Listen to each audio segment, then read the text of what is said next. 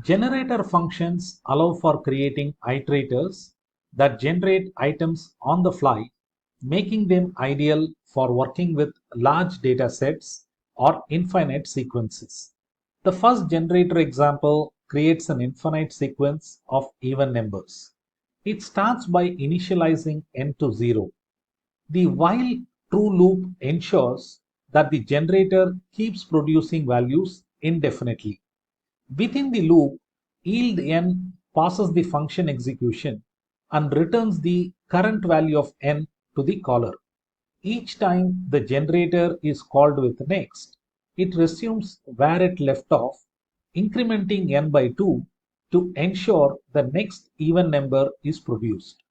This pattern allows for generating an endless sequence of even numbers on demand without consuming the memory that would be required to store such a sequence.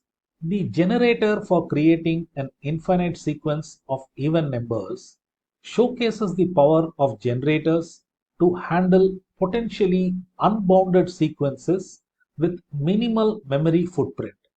Regular functions would be impractical here, as attempting to generate and store an infinite sequence would quickly exhaust the system memory resources, highlighting the efficiency of using a non-lazy evaluation strategy for such tasks. The Fibonacci sequence generator demonstrates how to lazily produce the famous sequence where each number is the sum of the two preceding ones, starting from 0 and 1. The function initializes two variables a and b to the first two numbers in the sequence. It then enters an infinite loop, yielding the current value of a. After yielding, it updates a and b to the next two numbers in the sequence by setting a to b and b to the sum of a and b. This generator efficiently produces the values of the Fibonacci sequence one at a time, allowing for the sequence to be generated and consumed without calculating or storing the entire series upfront. This generator's lazy approach to producing the Fibonacci sequence on demand is a prime example of generator's efficiency for iterative computations. Regular functions, if used to generate the sequence up to a large number, would either need to calculate and store each value in memory upfront, which is resource intensive, or implement a less intuitive iterative process that lacks the elegance of directly expressing the sequence recursive nature. The countdown generator function illustrates generating a finite sequence by counting down from a given number n to 1. It uses a while loop that continues as long as n is greater than 0. Inside the loop, it yields the current value of n, providing a simple countdown mechanism. After yielding, it decrements n by 1, moving closer to the loop's termination condition.